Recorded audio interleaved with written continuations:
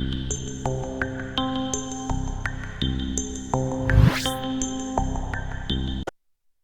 right. Ayaya, nchimanyi webuuza, what are you, Vicky? Kyendaba kyolaba, yes. Kyendaba naawe kyolaba. Oyo gwolaba kansokere ku musajja gwolaba oyo omunenenene gwe bayita Kisa kya Mukama.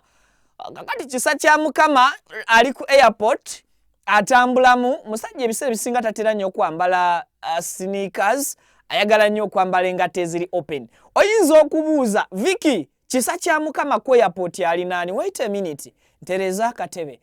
Ladies and gentlemen, oyo mu katebe, oyo mu black akutte ebimuli ebya yellow nga munda birimu ne kale myufu, ye mwana muwala amanyiddwa nga Benita 256 Madam Violence. Ayaya, yalla nabagamba nga ntudde wano ne mbagamba nti Benita akomawo, ne mbakakasa nti Benita omulimu ebintu byagenze bubi. Nabawa ensonga zange. Nali wano ne Mustafa Ali Aj nangamba nti Benita aleete ekikakasa nti yagobeddwa ku mulimo. Nali wano ne mbalaga nti Calvin Kayanja ali mu kugamba Benita nti tebamugobye ku mulimo wabula aleete ekiraga nti bamugobye ku mulimo. Nze kennyini ne mbategeeza nti okusinziira bwe ndaba ebintu ne bwe nnyambala engatto zange, singa nze Benita sisobola kuteeka abantu bintu bye bansaba ku mutimbagano. Ne nkulaga nti sisobola kuteeka resignation letter yange bwe mba ndekulidde bulekulizi, sisobola kuteeka letter yange engoba ku mulimo ku mutimbagano, olw'ensonga nkyayagala okubaako emirimu emirala gye nkola mu bitundu ebirala. Kati kino kibeera kigenda kubanga kinkosa singa mba nkola ekyo. Now, pavinizirizaako akatambi ako akalimu Benita. Ako kennyini nga ku airport. Kante ddawo okazzeewo ebbali awo. Nina kye njagala okulaga abantu. Sinabasaba na like naye nkimanyi katala lyabwe. Kakati omukyalo ono yenna Kabugo Benita. Benita oyinza okuba obadde tosoose kumutegeera. Kati Pavini nyamba genda mu video zo mpemu ku Benita nga akola obutambi bw'obwo ku TikTok. No. Ono ndaba mulala mpaka oli Benita. Nsoko mpeko ku Benita oli. Abantu nsooke mbeko kyembalaga, mbeko ne kyembagamba. Banyemo ne basebo. Video mbasabe msooke mugiweka like, kinsobose okudduka ku speed tenkanika. Information etuke kwayagala ogira bano jiwuliriza. Mbutongole ne nkusaba twegateko nga subscribinga ku mukutu ofunenga latest updates ne latest information. Tuba na buli mawulire ga kika kyonna mu ssaawa zonna, and of course tuguse ensonga tuzikuwe nga bw'olina okubeera nga ozifuna. Kakati Benita akomyewo e Uganda olwaleero ku kisaawe ky'ennyonyi Entebbe watuukidde tayise Kenya. Sagas ezibaddewo Benita zatandiikirizanga ez'okusaaga. Twakuba akalulu ka 2016 ng'ennaku z'omwezi 15 January, akalulu ne kaggwa. Ebizibu bya Benita awo we byatandikira. Bigenda okutandika okwesomba n'okuwera nga Benita akoze video alaga nti akalulu kawedde, mugamba mwami Museveni tagenda kulayira. Kati era taalayire. Eyo no, thank you so much Pavini. Kakati ono ye Madamu Violence Benita. Bwati bwafaanana. Era ezo ze zimu ku filters z'abadde atuulamu. Mwana muwala n'olabira ddala nga si kimyula, wabula nga kimyumyufu. Kati Damoza anyiseemuko kali akatambi akalala akatabaddeemu filter, abamukutte bakozeseza bukozesa cameras eziri nomo. Can it happen? Kyana kirungi naye tokwananga mukazi, bavubuka batanna wasamba buulirira. Towasanga omukazi ng'omukwanidde mu zifiruta, ekyo nsooka balabula mwegendereze. Firuta zikutomeza. Now I'm seeing another person here, even the other side, ndaba muntu mulala. Atuuse Uganda mulala. Bulijja alabwa ku TikTok era muntu mulala. Mukafiruta. Kyokka ate naye agenda kupostinga video nga afaanana bulala. Ndozolaba ebintu ebigenda okwawukanira. Headroom yo yaganye okutereera Pavini. So, Benita ekintu kye yakola of course tekyali kirungi ku side yaba abali balowooza nti munnaabwe. Nakola video eyo mwebale nnyo mwagisharinga ne mugitambuza nga mbatemedde ensonga zange lwaki Benita ekintu kye yakola kyali kikyamu.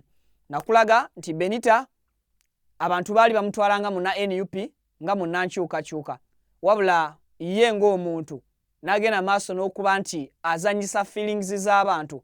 Ne nkulaga nti era omwana ono ow'obuwala akatambyako bwe yali akarekodinga bwe yali akakola teyabala bulumi bannayuganda bwe baalimu nti ffenna tukkiriza nti akalulu ke twalimu aka 15 akababaka ba palamenti n'akubwa pulezidenti kalimu emiguzubano. Abantu abasinga balowooza naddala bali ku sayidi ey'enkyukakyuka nti eyalangirirwa akakiiko k'ebyokulonda bo si gwe baalonda, ekyo abasinga bwe bakitwala. Kakati ekyo kyali kikyamu, ekiwundu ekyali kikyavulula okuvaayo n'ogamba nti ogenda kukizannyisaako akaswera, kanuune wano kanuune wali, kanuune wano kanuune wali. Era ekikolwa ekyo bw'okikola obeera toyawukanye nnyo na muntu akuttemu nnyo n'atandika okubeera nga agumansira ku bbwa eryo eribeera likyavulula. Omuntu ono gw'obeera omansizaako omunnyo ogwo agenda kuba awulira obulumi obukola ki obw'ensusu oba obulumi obutagambika. Era nabannyonnyola ne mbagamba nti Benita kye yayogera gaalibanga mazima kubeera ki ekiriwo, naye amazima agamu mu nsi okkirizanga n'onoonya engeri ennungi ey'ogapakegingamu, era wa woogogerera kifo ki, era bantu ki b'ogamba amazima. Omuntu afiiriddwako omuntu we tekakutantalanga, tokigezanga n'omusaagirako nga bw'oseka. Ky'osaagirako kiyinza okuba nga kituufu naye oli mu kukisaagirako ku muntu omukyamu era ne mu kaseera akakyamu. Kati Benita yasaagira ku bannankyukakyuka ku banna NUP abaali bakyayina obulumi obw'akalulu kaabwe, n'atakoma okwo n'asaagira mu nsonga ereetedde abantu abamu okubanga n'abaagalwa baabwe baali bali ku bitanda bapookya na bisago bye baafuna mu kalulu, abalala nga n'amaziga ag'entaana tegannakala ge baakaabirayo nga baziisa abantu baabwe. Nabanyumizaako wano bwe twali twakava intaneti nga yakaddako ne bagamba nti omwana wa kojja wange yakubwa amasasi e Bulenga n'attibwa, yasangibwa mu Washing Bay naye nga just yali ali mu mirimo gye ne bamukuba amasasi ne bamutta. Kati omwana ataali mu byabufuzi bazadde be bwe bawulira Benita nga aboogerera alinga nga abasekeeterera, abazadde abo kiki kye basobola okuwulira ku Benita, busungu ki bwe basobola okufuna ku Benita? Era nzijukira nabagamba oba nabategeeza nti siwagira Benita kugobwa ku mulimu ng'ensonga emugobya political opinion ye, naye ne mbagamba nti Benita asobola okugobwa ku mulimu olw'ensonga nti politics asobola okufiiriza buli ky'olina mbulamu bw'oba osazeewo okumwetabamu. Ate nga nze naawe tukkiriza nti Benita yeetaba mu politics owa ddala atali wakubirirako. The moment you accept n'otandika okwogera ku by'obufuzi togambanga nti toli mu byabufuzi. Always olina okubeerawo ng'oli prepared, ng'osuubira kyonna ekigenda okukola ki, kyonna ekigenda okujja. So ono wajjidde banna NRM be bamwaniriza, ekikonfirming ebigambo bye yayogera n'ekikakasera ekigumiza omusingi gw'abaamuyeekera abamutuusiza okubanga n'akalimo Benita akola ki, akalemwa. Kati ebyo byonna bw'obigattagatta n'obiconsideringa n'obiconfiguringa ogenda laba nga results ze bikutuusizzaako za Benita kuba nti yabadde tasobola kulinnya mu kimu n'abaana ba nkyukakyuka. Benita kampani we yamugobera nabategeeza ne mbawa n'ensonga lwaki kampani emugobye. Nabagamba nti ekigobya Benita company ediringira mu bintu byakunywa tesobola kukkiriza comment yonna, tesobola kukkiriza commentator yenna agenda kuvaayo kwogera kigambo kyekuusa ku kufa, kutta oba kuteeka bintu bikuba business akireke kiyite. Nabagamba comment ne bwe zaali badde teziwera 2,000 ku posts 3 nga bakama ba Benita balabako ekigambo butwa. Ekyo kyokka kyali kimala okutwala Benita ne bamubuuza abeeko kyannyonnyola ku muntu oyo alina kyakola ki, alina kyakomentinga about obutwa. Kati kyasukka ku muntu omu nga ne bwe naali badde nze bosi wa Benita, nga ne bwe waali badde gwe bosi wa Benita, tosobola gumiikiriza mpisa za Benita oba abadde mukozi mulungi oba abadde mukozi mubi. Tosobola gumiikiriza kampani ya byakunywa kugenda ku official pages zaabwe ng'ejjuddeko bubaka bulaga nti omu ku bakozi gwe muyina munda mulungi mu kugaba obutwa, mulungi mu kutta oba mu kutirimbula. The Matcha Space Coffee Company yali tesobola kugumiikiriza comments zifaanagana ng'ezo ng'ate abaana ba NUP ku mutimbagano wano nze naawe tukkiriza abaana b'enkyukakyuka be bakyasinzeeko obungi ye majority. Kati bwe banga majority eyimirira n'oyo bwe banga majority ekuwa negative comments gwenga The Matcha Space Coffee Company ng'ate Matcha Space Coffee Company nabannyonnyola nti esinga kukolera nnyo ku mutimbagano era nenkuwa ensonga nenkugamba nti Bahrain mwana muwala Benita gy'abadde tewabaddeeyo space nene ku company wabadde akolera nga boolaba nti ogenda kutuula ku Cafe Javas, ogenda kutuula ku KFC oba ogenda kutuula ku Chicken Tonight nti otuule olye onywe. Abantu baayo abasinga batumya ebyokunywa byabwe nga bakozesa emitimbagano.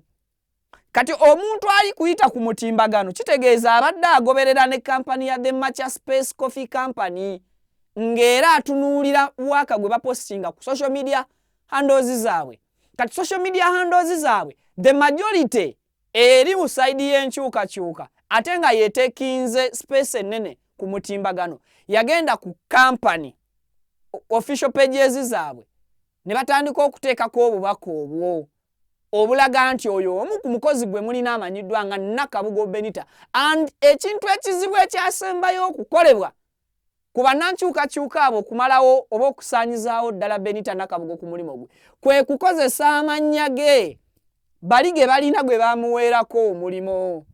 Tebaakozesa bukozesa Benita 256 Madam Violence but baakozesa amannya agali mu ndagamuntu ne mu passport of which omu Bahrain gaalinako obukakafu gaalinako akakwate. Kati mu mbeera eyo Benita Nakabugo yali tasobola kusigaza ki? Yali tasobola kusigaza mulimo. Ekintu kyali kyangu kyakubeera nga kimuva mu ngalo.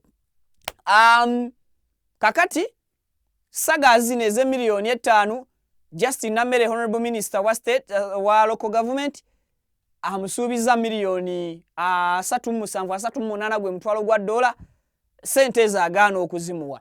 Benita ayingira olutalo ye ng'omuntu ne Namere Minister Justin ng'ate kati nga bonna batandise okuba nti bassa mu kimu na NRM aba NUP oba ab'enkyukakyuka baali bakolezezza olutalo ku Benita basooka ne bastepinga aside bwe bati ne bagamba kati ffe katulindire wano Benita ne Namere beetwale kasita bonna tubambazza ekisero kimu bafuuse muntu omu banna NRM leka NRM ne NRM beekube abali ku mutimbagano ababyanguya ne batugamba nti ennyumba ya Sitaani ekutta omuliro.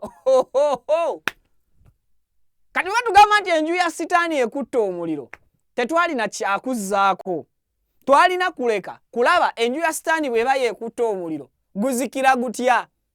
Abatuukirivu abali ku saidi eya Jesus Christ ne saidi eya Nabi Muhammad bajja okutaakiriza okuzikiza akaliro oba akaliro bagenda kaleka kabumbuje. Indeed abatuukirivu ne baleka enju ya sitaani nekwata akaliro mpaka sitaani ndowooza bwe yalabanga enju ye eggwawo n'anoonya how enju ye bwesobola okubeera nga eddaabirizibwa obanga ekkakkanyizibwamu ebbugumu erikuttemu omuliro. Honorable Minister Justin Nammere ng'akwata miliyoni 5 azikwata azisindikira Benita alaba Nammere aba yakasindika miliyoni 5 ate alaba akatambi akakoleddwa eggulo limu nga Benita agamba nti Nammere mufere ate akulaba yakugaya nga Benita yakoze akatambi nga minisita bino byabeera mu office ali busy mu local government teyalaba akatambi sikulwiseeyo sente zakagenda miliyoni 5 Justin Nammere gwayita PA we amuweereza akatambi amulaga nti owaayi gwoweereza sente ng'akukolokota akulangira obufere what are you oli kuki Nammere ng'agamba wait a minute let me first watch the katambi ng'awochinga akatambi ng'alaba akatambi ng'abiwulira ebigambo Benita byayogera nga kumbe Benita ali ne banne ku mukutu gwa X bageya Nammere bufere era nga Benita y'omu mu ddoboozi lye yali kukaatiriza aggumiza agamba banne nti oyo Nammere obufere bwaliko alabika n'ab'emmwanyi e Masaka byali bituufu. Nammere ng'agamba nti ompita mmere kulya nze minisita kankumale ejjoogo ettaanu zanga nti ozitutte kati kakolera akavidiyo mu ofiisi mwennyini bwe gamusanga mwe yateeka TikTok. Honorable Minister ng'akola akatambi nga nnyonnyola eggwanga lino nti nze gwe mulaba nasuubiza mwana muwala Benita miliyoni $1,000 naye $1,000 ogwo sigenda gumuwa olw'ensonga ezimu oba endala namugambye sente ezajja azisange wa azisange Uganda. Kati Benita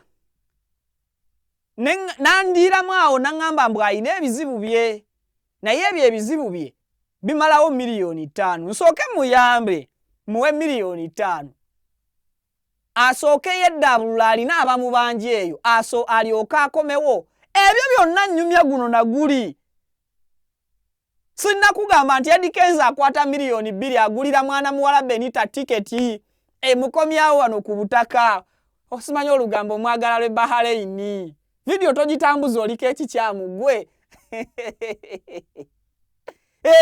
kakati waliwo nagaide nti enju ya sitaani bwekwata omuliro abatuukirivu aba Muhammad ne Yesu bo baddako ebbali balaba enju ya sitaani n'azikira etya buuza nti yazikira etya. Eddie Kenzo ye teyateekayo kigambo kyo olwagulira ani olwagulira oli tiketi kakati bw'amala okusasula ssente ezinaagula tiketi Eddie Kenzo teyamanya nti ate oli gwe bagobye ku mulimu ne ku mulimu bamugulidde tiketi emuzzaawa mwana muwala ng'asooka akole miliyoni 2 azissa ku Akiba Benita Kenzo alowooza yaguze tiketi njumya ku nju ya sitaani kwata muliro osimanyi era tonnategeera gye ndaga oli ku mulwadde tuzzeeyo wali we nakomye Honorable Nammere amaliriza okola akatambi ako agamba Benita miliyoni eze5 zenkuwadde osobole okumaliriza ebizibu byo okomewo ewaka then nkuwe zino ezisigaddeyo mubaleemu abalina kaliculeta ku miliyoni 37 ojjako 5 tetusigaza 32 32 ozisanga Kampala. Kaluvini Kayanja ow'NRM kugamba nju ya sitaani ekutta omuliro era oyagala nkunyumize Kaluvini Kayanja ow'NRM agamba akola naye akatambi mu kiro kyekimu Benita kwafunidde miliyoni omeka 5 nti $1,000 nze ngulina minisita namunnyonnyodde ne mugamba oyo omwana Benita akutomeza $1,000 nze ngulina n'olwekyo $1,000 agusange wano agamba ayina $1,000 mwami Kaluvini Kayanja kyokka ate Nammere yakutteko miliyoni 5 guba gukyawera $1,000 abagenzi tulaba tubuuza $1,000 gumu ogwa $3,738 bwe tutoolako miliyoni 5 lwaki oli asigala akyaguyita $1,000 gwe $1 ng'ate Honorable yaguggyeko miliyoni 5 ne baziwa ani Benita sibalwise. Benita kumacha sente zagwako ali ku X azukuka kuliko $5,000,000 atagenda okulaba $5,000,000 message ya sente ng'alabirako n'akatambi kannammere ng'amukolokota ayogera bingi ko Benita entondo nava nazo Uganda bahale najjanzeka ne nazo sazireka mugugu nze togenda kulimbira mu linnya lyange olw'okuba oyagala trend olw'okuba oyagala follow gwe minister ebyo biteeke ebbali kyoba okola miliyoni zo 5 ngenda zikudiza ate mbalwise Benita yazaayo $5,000,000 omwana $5,000,000 namerezo yamuwa yazizaayo weswi yaziforwardinga direct ku simu ya Justin Namere nga n'amanya leetaga Namere Justin message yo mu control room olabi kwogirina wali baddoji bateerayo sibalwise Namere teyaddamu kwogera bwe yalaba nti akaana kazizze miliyoni enju ya sitaani waliwo nakugambidde nti bwekwatanga omuliro gwe muwala oba mutabani wa Jesus gwe Yusufu oba Farida omwana wa Muhammad oddangako ebbali n'osookoleko enju eya sitaani mpaka lwenaazikira oddeyo obege olabe kiki ekituufu ekifudde mu nju yani mu nju ya sitaani munnange ng'enju eyongera okwata omuliro sigambe ya sitaani eyaba nze ngamba nju ya sitaani ne balisi be bakwata omuliro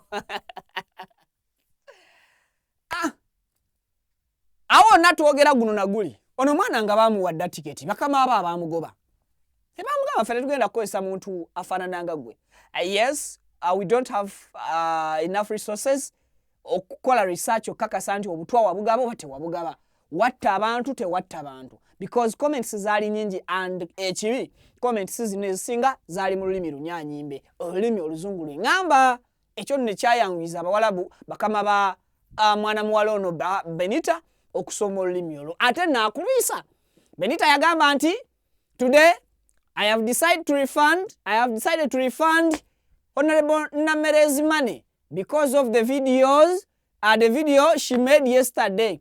I believe the video contained many things that were not true. Video Justin Namere mbuje yakola yali mu bingi ebitali bituufu and I don't want my misunderstandings between us.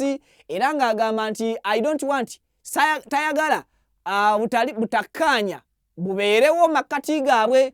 I still want to thank her for everything she has done for me and for the help she gave me. Njagala still okubeera nga mwebaza olwa buli kimu kyankoledde n'ogwo omutima oba n'obusaasizi bw'atadde ku nze. Era n'agamba I truly appreciate nkyebaza ekyo. Era n'agamba nti I wish her all the best, mwagaliza birungi byerere n'asentinga emirundi emitwalo emiliyoni 5 era nga zagenda tu Justin Namere ku mobile phone number eyabikibwa.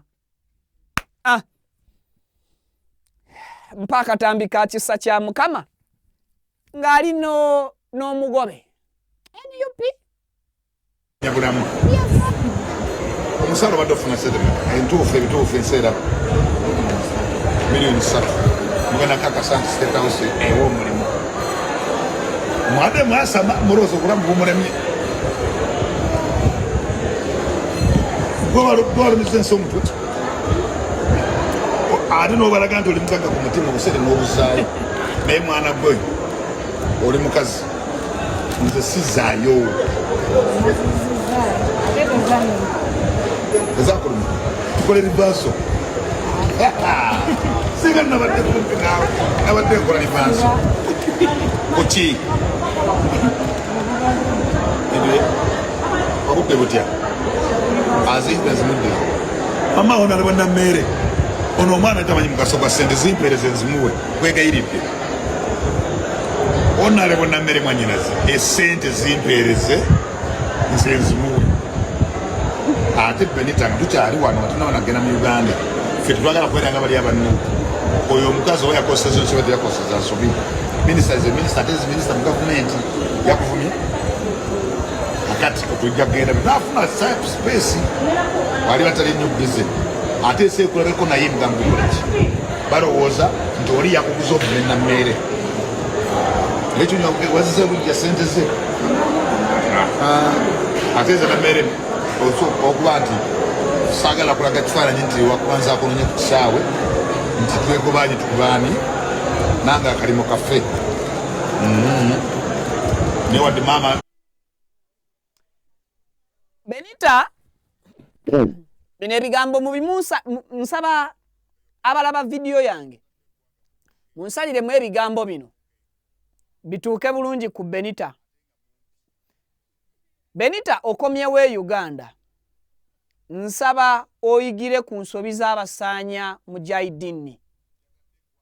Obadde munna NUP, ekyo nze naawe ffenna tukikkiriza era tukimanyi, regardless nga tetunuulidde biki byakugula kugenda ku NRM because buli omu alina omutwe gwe yeetisse, ogumuwaga, ogumuwabula, ogumulagira, ogumusindiikiriza okubaako kyayagala okukola era n'akituukiriza. Benita, engeri gye bakwanirizzaamu nga waakakomawo e Uganda, nsabye oddemu owulirize obutambi bwe bakukutte, kuba wali obaddemu excitement, obutambi obwo Pavin nsaba obulekeko nga mugamba ebigambo bino. Nsabye oddemu owulirize Benita obutambi buno, kubanga wali obaddemu excitement bwe bakurisivingidde ku airport. Weekenneenye ng'owuliriza ebigambo ebikugambiddwa abantu abakunoonya oba abazze okurisivinga ku airport awo Entebbe. Benita, tulabyeko ku baana wano nga baalina ebiseera eby'omu maaso era ng'emyaka gyabwe gye balimu gikyali promising. Lowooza nnyo ku biseera bye eby'omu maaso, lowooza nnyo ku baana bo, ku buvubuka bwo, kiki ky'ogenda obukungulamu. Opime emyaka gy'abakunonye ku kisaawe, olabe obanga ebirooto byo bifaanaganya nabo. Bw'osisinkana ng'abantu abakunonye ku kisaawe Benita, temuli mu myaka gye gimu, by'oloota okutuukiriza bya njawulo n'ebyabwe. Oluusi gwe by'oyagala okufuna baabifuna dda, naye tomanyi makubo ki mwe baayita bifuna. Weebuuza abakunonye public ebalera etya, baddalings mu bantu oba si baddalings? Political careers zaabwe okuzizimba okutuuka. Pavin nsabye ondekereko Benita ebbali zaako Benita, thank you. Nsabye otegeere political careers z'abakunoonya essaawa zino aboogerezeganya naawe, abakuwanisa okubeera awo w'oli nti batuuse n'okukomyawo e Uganda, bo baayita mu biki okubeera kye bali leero ggwe balyoke bakusisinkane nga bakusekera? Bye baayitamu oli wiringi okubiyitamu? Weeteeseteese akabina okasibye, omusaayi emisuwa migogole ginaasobola okuddusa pressure y'omusaayi kwe gunaddukira okusobola okwakivinga bye bayina bwe baba nga be bagenda okuinspiringa abakukimye ku airport bw'obadde oyogerezeganya nabo bukyanga incidents zino zitandika kugwawo. Fumiitiriza ebigambo bye bakugambye Benita. Bw'osanga nga akunonye ku kisaawe, message gy'asoose okukugamba si yakukusaasira kufiirwa mulimo w'obadde ojja 100, naye message yakukuwaga nti bo bagenda kukulabirira nga tasoose kukulaga nsobi ezaakoleddwa olyoka ogobwe ku mulimo, nga tasoose kukulaga ani ateekeddwa okubeera nga akutambuza mu kkubo eririmu okugaidingibwa. Benita, nja kusaba abantu abakuliko obeewale. Otherwise, tulinayo a few moments later, already twafunye dda few moments later yo nga banna social media, naye tugenda kwongera okufuna another few moments later of you. Now, bw'oba omaze okutwala message yange Benita, nja kukusaba weegendereze by'olya. Benita, si buli kiwoomerera nti kiwooma lubeerera.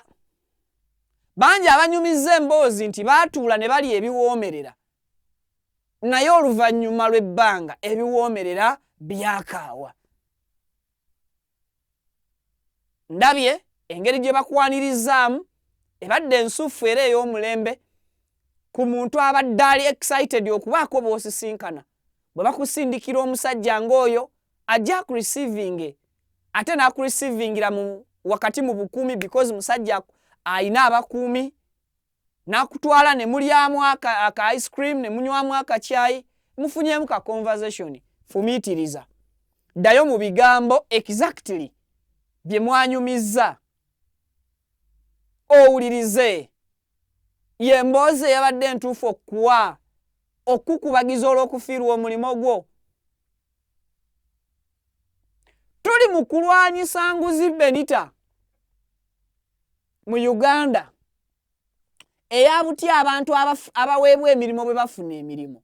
Are you sure abakusuubiza emirimu bagenda kugukuwa mu nkola eri mu mateeka nti onaaguwangaalako operation erino efunza abalyake bwenajja gwe teekuyolere mu baafuna omulimu mbukyamu because wa promising bwa omulimu emyaka gyo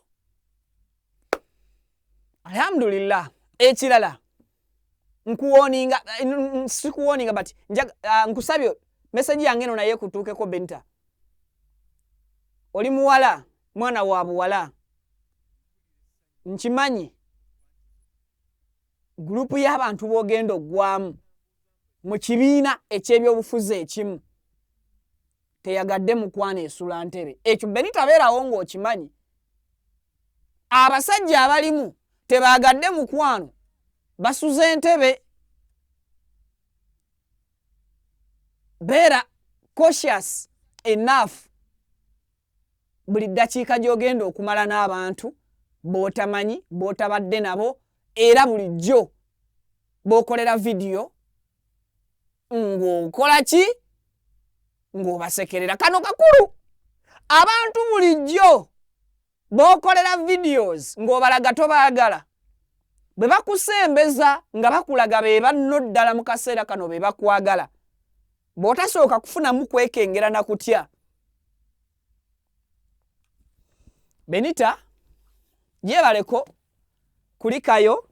kulikirayo ddala era nze munno ddala akuwadde message eyo bampita Vicky omukutu kwenkolera baguyita Vicky exclusive. Nduddeko emyaka 6 nina ne gwe nasooka emyaka 2 kitegeeza akaalo kano nyinza okuba nakakusookako.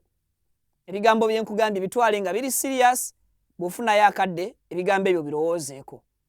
Abatulaba abatugoberera n'abatuwuliriza mbeebaza mwatambuza kali naye kano mukatambuze katuuke ku Benita and of course kagende maaso n'okubeera nga katunyumira. Tugenda kulabayoko ku press conference ng'erimuko Benita. Tugenda kulabayoko ebirungi bibasuubiza Benita. Teweerabira waliwo gwe basuubiza akeedi mu Kampala ne bamusuubiza emmotoka ey'ebbeeyi mu Kampala ne bamusuubiza amatiri bonna mu Kampala naye atuuka okufuluma ekibuga nga n'okumunoonya bamunoonya. Nkujjukizaamu mbadde nsiibudde nti wano waliwo n'abamu kubaludde nga bawagira ekibiina ekikwaniriza. Sooka weebuuze biki bye baafunayo bye baafuna biri wathe n'ebbanga lye bawagiridde pate.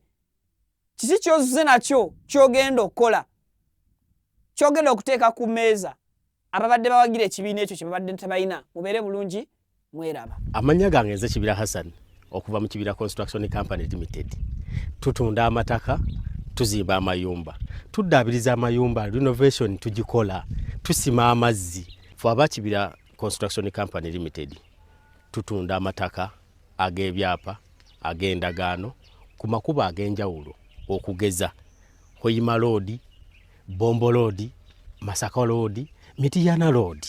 Ate tukiriza ne Kibanja Mpola. Osobola tukyalirako ku office zaffe ezisangibwa Ssenge wa Kiso oba tukubire ku masimu gaffe 0755 36 37 82 ojje tugende mu maaso n'okwogeza ku business yonna gy'oba oleese mu office yaffe nga bw'enzoogeddeko waggulu. Tujja kwataganira wamu kubanga bye tukola tubikola nga biri mu kubogolokofu. buli kimu ekigwa mu construction company tukikola. Bw'oba olina ky'oyagala okwebuuza era tukyalireko ffe bakibira tukubire buli kimu tusobola okukimala. Mutuusa omukisa okubabuuzaako nti assalamu alaikum wa rahmatullahi wa barakatuh.